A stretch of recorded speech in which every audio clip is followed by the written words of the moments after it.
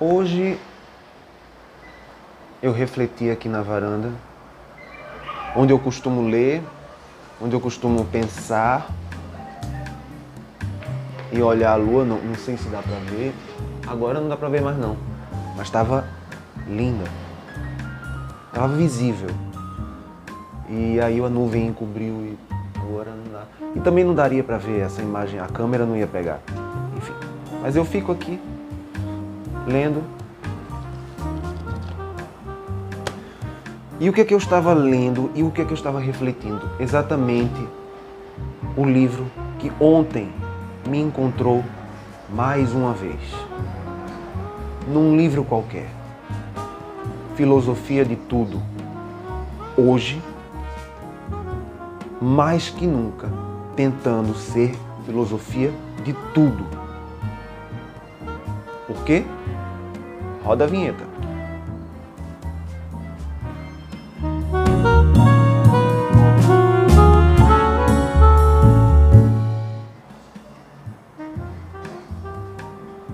Hoje eu comecei a ler o livro que vai ser apresentado no Filosofia, num livro qualquer. E agora sei por que esse livro me chamou. Isso é assunto não só de filosofia. É a unificação entre a filosofia e a física. E muito mais que isso. E camadas das quais eu venho falando. E esse livro, ele me chamou porque não tem explicação para dar.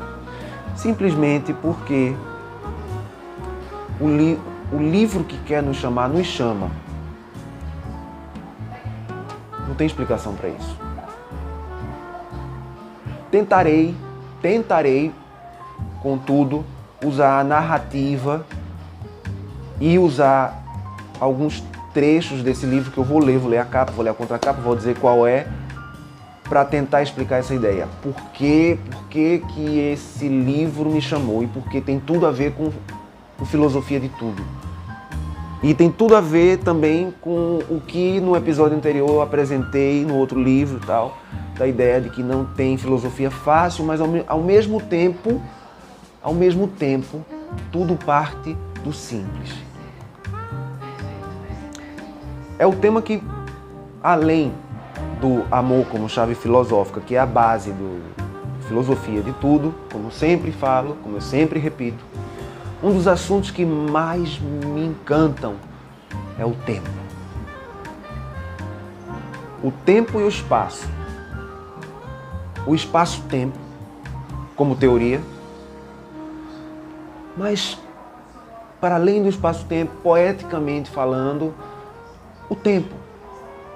O tempo é um jogo de xadrez. O tempo é um mistério. O tempo, ele não é como nós vemos. Ele não é como você vê. O tempo não é da forma que você vê, assim como a Terra não é plana e o Sol não gira em torno da Terra. O livro se chama A Ordem do Tempo. Eita, agora a luz vai atrapalhar, porque ele é brilhante. A capa é brilhante. Vejam que a capa é brilhante. Vou tentar mostrar de um outro ângulo aqui. A Ordem do Tempo, de Carlo Rovelli. Bem, primeiro apresentarei o autor. Carlo Rovelli nasceu na Itália, é físico teórico e membro do Instituto Universitário Francês e da Academia Internacional de Filosofia da Ciência. Lembra que eu falei disso. Ah, não tem... A ciência precisa de uma filosofia para embasá-la, porque precisa de um método. E todo método é uma filosofia. Começar por aí. Então, ele é um físico, né? Membro da Academia Internacional de Filosofia da Ciência. Especialista no estudo da gravidade quântica, É professor afiliado do Departamento de História e Filosofia da Ciência da Universidade de Pittsburgh e mora em Marseille, na França. E eu vou ler o que me chamou nesse livro, né? O que me chamou nesse livro? Eu não vou ler nada daqui de dentro. Nada daqui de dentro. De dentro. Onde é o tal? Aqui. Eu não vou ler nada daqui de dentro. Nenhuma página. Porque não foi isso que me chamou. Eu vou ler simplesmente a parte de trás e a orelha. E essa orelhinha. É pouco texto. O que significa o fluxo do tempo? Nós existimos no tempo ou o tempo existe dentro de nós? Por que nos lembramos do passado e não nos lembramos do futuro? Numa prosa lírica e acessível, o autor de 7 breves lições de física, um best-seller, conhecido também, nos convida a pensar sobre tais questões. Todos experimentamos o tempo. Pensamos nele como uniforme e universal, movendo-se continuamente do passado para o futuro, medido por relógios. Mas quanto mais os cientistas aprendem sobre ele, mais misterioso ele parece. Carlo Rovelli parte de nossas experiências do dia a dia para revelar os enigmas do tempo um a um. Eu vou dizer assim, já de antemão, que ele começa mais ou menos como uma história do tempo. Ele tem uma narrativa, de certa forma, poética. Lembra um pouco a narrativa de Stephen Hawking, quando ele queria lançar um livro ao público geral, né? Porque uma publicação científica nunca vai ter uma linguagem dessa, né? Uma linguagem poética. A publicação científica está lá, na academia, publicada, revisada por pares, etc. e tal. Mas os livros de Stephen Hawking, que são vendidos nas livrarias e tal, são para o público geral, para o público leigo. E ele é riquíssimo em filosofia. Para mim, Stephen Hawking foi um dos maiores filósofos do século XXI. 20 e 21. Um dos maiores filósofos dessa nova era. E vamos ler a parte de dentro aqui, né? O tempo é um mistério que nunca deixou de nos fascinar. Filósofos, artistas e poetas que há muito exploram seu significado, embora os cientistas já tenham descoberto que a sua estrutura é bem diferente do que a simples intuição que temos em relação a ele. A gente tem uma intuição sobre tempo, só. É só o que a gente tem, né? O tempo flui a diferentes velocidades e lugares.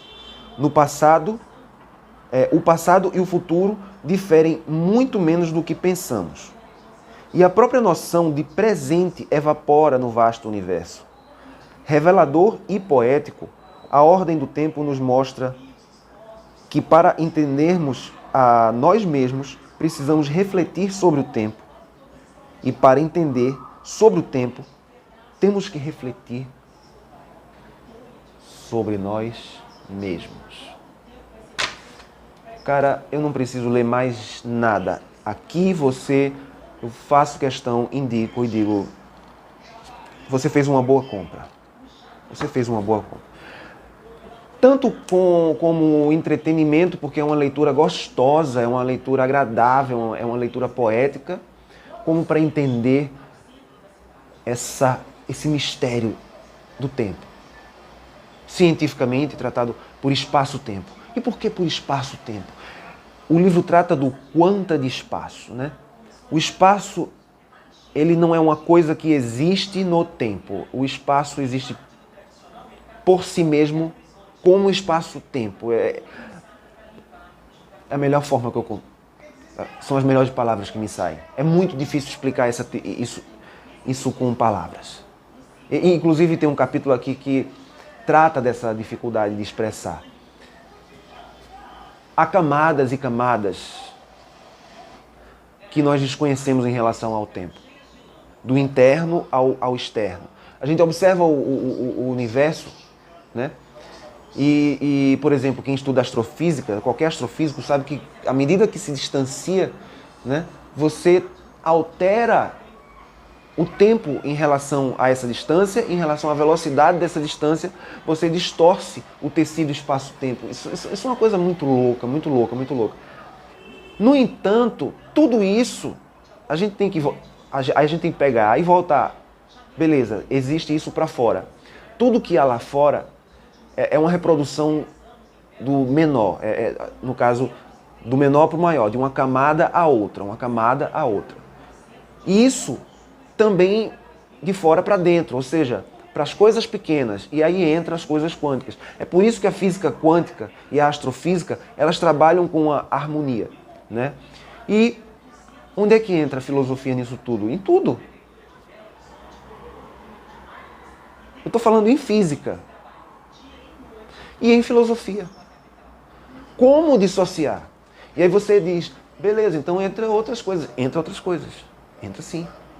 Entra a psicologia. Todo o estudo da mente, toda a nossa percepção sobre o que seja tempo, entra nessa equação. E é uma equação que parte do dentro para fora e do fora para dentro. Ou seja, é uma equação completamente paradoxal. Nós temos o nosso tempo subjetivo. Veja só, veja onde é que eu quero chegar. Você tem o seu tempo subjetivo. Dentro de você, o seu tempo subjetivo, seu relógio biológico, sua percepção de tempo. Não significa que o tempo objetivo seja nessa linha que você está percebendo. Você está me entendendo? Você está percebendo o tempo como? Você olha para o relógio, agora são 8h38, 8h38, 27, 28, 29, 30, 31. E se eu ficar olhando aqui, eu vou olhar do mesmo jeito.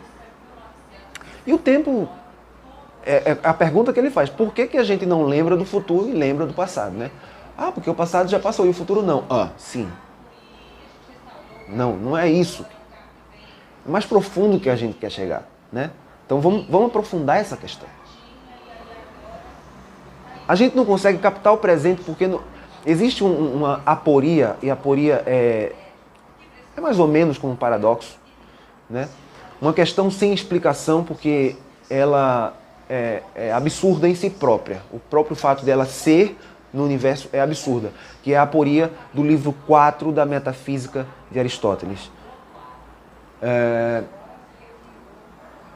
Que eu não vou explicar aqui porque eu teria que explicar do princípio o que é o tempo em Aristóteles, para a física e para a metafísica. Porque ele trata do tempo nos dois livros, na física e na metafísica. E isso aí, puta merda, ia tomar um tempo e eu não ia focar aqui no que eu quero dizer sobre o livro e sobre o que me chamou a atenção. Por que esse livro me chamou? Porque existe um tempo subjetivo em mim. E eu quero saber sobre esse tempo. Eu quero saber o que é o presente. A gente tem dentro de nós uma essência natural de tempo, de espaço e de tempo. Então a gente não precisa ir a longas distâncias para perceber e fazer essa autoavaliação. É mais ou menos como a gente pode ver o mundo do lado de fora. Veja só, eu quero dizer. Você vê o mundo do lado de fora, observa o mundo, beleza? Mas você não precisa captar tudo que vem do lado de fora e dizer, ó, está fora de mim a verdade, há uma verdade fora de mim. Não. Você associa o que você está captando do lado de fora com o que parte de dentro de você, que é um autoaprendizado.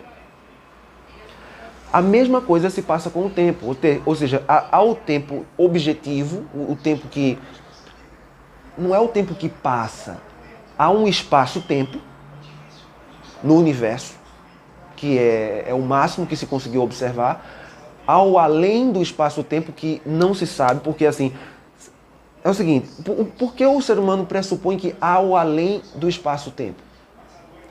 Porque o espaço-tempo ele não pode ser uma coisa única, espontânea. Por exemplo, se ocorreu um Big Bang espontaneamente, ele não pode ser único, ele tem que ter ou alguma coisa tê-lo provocado, desestabilizado o nada para poder tornar o nada algo,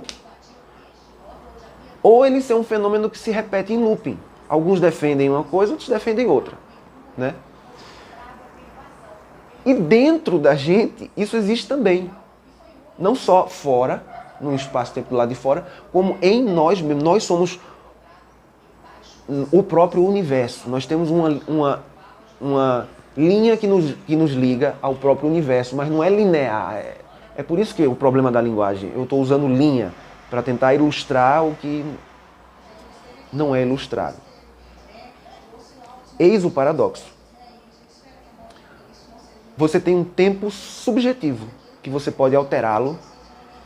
Inclusive, a gente percebe um pouco mais disso quando a gente está com pressa, que o tempo passa mais lentamente, e quando a gente está tranquilo ou sentindo muito prazer. E as coisas parecem que num instante passam, quando vê já passou, que já acabou. Eu queria mais, queria ouvir mais, queria saber mais, ou queria fazer mais disso, dessa coisa. Enfim, o tempo ele tem a sua relatividade, tanto fora, e aí o estudo da teoria da relatividade de Einstein prova isso, prova cabalmente, inclusive com relógio atômico, já foi feito o teste, né, da relatividade entre um objeto em movimento. Quanto mais rápido, mais ele se altera para o futuro. Ou seja, se você quiser fazer uma viagem para o futuro, quanto mais próximo da velocidade da luz, mais rápido você chega ao futuro, enquanto os outros vão estar atrasados em relação ao tempo. Isso aqui foi a teoria da relatividade. Só. Mas existe uma relatividade espaço-temporal subjetiva dentro de nós. Não só no nosso cérebro, porque o nosso cérebro só produz sinapses. Ou seja, o que são sinapses? Big Bangs e Big Bangs e Big Bangs. Singularidades e singularidades e singularidades. Tudo é singular no universo. Então, há a singularidade do universo geral, macro-universo, e há a singularidade de tudo que está no macro-universo. E aí, seria uma idiotice, seria uma burrice, seria uma ignorância, alguém chegar e dizer assim, fechou a questão em alguma coisa. Isso fecha a questão. Por quê? Por que eu digo que é uma idiotice? Porque um ser humano que fosse capaz de fechar uma teoria numa questão só e fazer a teoria de tudo e sintetizar tudo numa coisa só, esse ser humano seria o próprio Deus. Ele teria a capacidade de criar universos. Logo, ou todos temos essa capacidade ou nenhum tem. Mas o que não pode haver no universo, e aí é um paradoxo, porque se há singularidade, eu sou singular, eu sou único. Mas ao mesmo tempo, eu só posso ser único se existir uma intersubjetividade entre mim e você também tem que ser único, mas ao mesmo tempo você tem que ser tão quanto eu no universo, porque somos a mesma coisa, a gente veio da mesma singularidade. Lembre-se, viemos da singularidade, então viemos do mesmo ponto. Somos uma coisa só, eu, você e todo o universo somos uma coisa só, que forma várias. Isso é paradoxal, porque não é partes. As pessoas tentam entender isso, é quando o cérebro da gente começa a captar e dizer, vamos tentar entender o que ele está tentando dizer. Aí começa a dizer assim, então eu sou uma parte do universo, como se fosse um quebra-cabeça. Tem uma parte, outra parte, outra parte, outra parte. Então eu sou uma parte, você é outra parte, ele é outra. Isso é dentro da percepção que o olho faz, para fora. Mas a realidade é que não é assim. Não somos parte. Somos parte em parte. Numa parte, sim. Em outra parte, não. Somos uma coisa só mesmo. Eu e você, e essa mesa, e essa cadeira, e tudo. Somos uma coisa só. Ou em uma coisa só, a qual dão o nome de Deus, né? Só que aí as pessoas tentam trazer para si essa revelação e dizer, eu tenho essa verdade. Por isso que é aquela síndrome do homem que quer ser Deus. Por isso que eu volto para a questão do amor como chave filosófica. O homem que tem amor, ele não quer ser Deus, ele abre mão disso e diz, me ajude, eu te ajudo e você me ajuda. E aí ele compartilha, entra em sintonia com o outro. E aí sim há uma integração entre as pessoas e um entendimento. E aí a frutificação. É por isso que eu sempre falo, se tudo no universo, tudo é uma coisa só, ela se baseia ou em medo, que gera ódio, raiva, rancor, separação, diabolos, aquilo que separa, diabo, que o povo chama, que vem de diabolos, aquilo que separa, ou aquilo que une, aquilo que frutifica, aquilo que faz crescer, aquilo que nos leva a um caminho de expansão. E o único, porque todos os outros já foram verificados, analisados e tal, a gente já analisou, né? O único que pode brotar, que pode fazer com que eu tenha desejo de levantar e seguir no meu tempo subjetivo, no espaço-tempo, no universo, que eu não sei para que serve. Tu sabe para que serve? Aí eu quero ganhar dinheiro, ficar rico, não sei o quê. Pra quê? Quer ficar rico pra quê? Pra que tu quer ficar rico? Se no fim tudo acaba. Vai pro inferno, vai pro inferno não. Vai pro chão e acabou. Para aproveitar o quê? Que graça tem aproveitar? Eu tenho que ter... A gente tem um instinto já natural, alguma coisa que nos faz dizer, não, tem que ter algo que esteja além de mim para que eu corra atrás. Porque se não tiver nada além de mim, eu não corro, eu fico parado. Eu paro. Você entende que para levantar da cama eu preciso ter um objetivo, uma coisa que me puxa, que diz assim, eu tenho que sair da cama, né? Eu tenho que ir para a cozinha, beber água. Eu tenho que... Você não vê que existe uma... No seu cérebro, isso que está ligado ao inconsciente coletivo, isso é a parte psicológica da física quântica e da filosofia, ou seja, é tudo uma coisa só ligada, e esse livro fala de tudo isso. E eu falo de tudo isso também neste livro aqui. Eu vou botar aqui, que está branco. Aqui. Falo de tudo isso e muito mais. E eu dedico um capítulo ao tempo, embora na maior parte do livro trate como espaço-tempo. É um papo complexo, realmente é complicado. Eu não falei só de filosofia, porque se eu falasse só de filosofia, iria parecer mais simples, mas eu tentei ser o mais simples possível, falar sobre o mistério do tempo e do espaço-tempo e no que implica tudo isso. Agora começa a fertilizar essa sua mente, fertiliza, sabe? Não tenha medo, não. Seja guiado pelo medo. Porque ou você é guiado pelo amor, que une e faz crescer, ou você é guiado pelo medo, que atrofia e faz guerrear, e faz querer lutar, querer brigar pela sobrevivência, porque só o que resta é a sobrevivência para esses aqui. Entendeu? E eu não estou ensinando a dividir pessoas, não. É você. Tem que partir de você. É um mundo que eu quero, não sei o que. Tem que partir de você. Eu amo isso. Então parta. Então vai, levanta e faz. Toma atitude. Levanta, toma o teu leito e anda. É isso que eu vivo falando aqui. E para isso se você já está num certo nível que você diz, porra, estou estagnado, parei. Ou você morre, porque parou, ou você segue adiante.